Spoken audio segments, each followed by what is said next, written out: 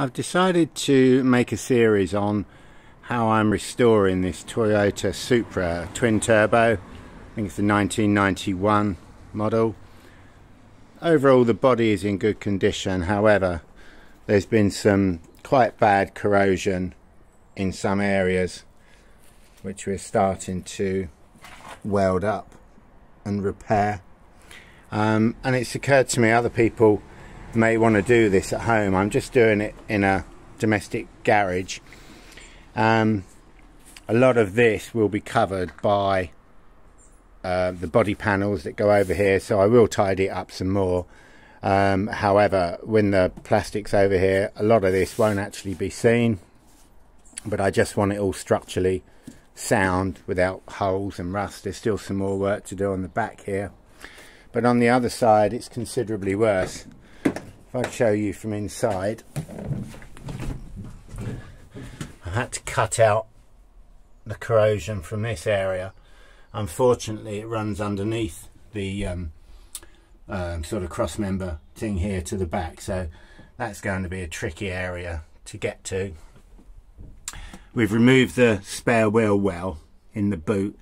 Two reasons really. One, we wanted to create more boot space without a spare wheel sticking up in there, but also the fuel tank had rotted out completely, and so it wasn't usable, and new fuel tanks are just not available for this car. Even second-hand ones, we can't find them, so we had to do something else. And at the time I was braking a Ford Focus, and I realised the Ford Focus fuel tank, which is currently sitting under here, is a nice square flat plastic device. It also has a fuel pump in it that delivers 150 psi, exactly the same as the Supra.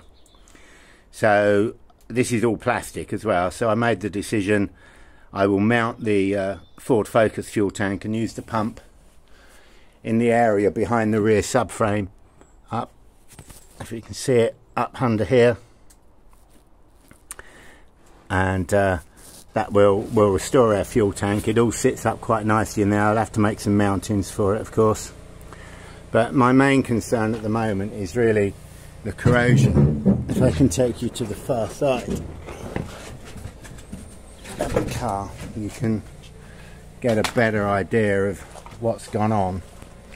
As you can see, there's some quite bad corrosion in this area here. Large hole here, bit of wheel arch.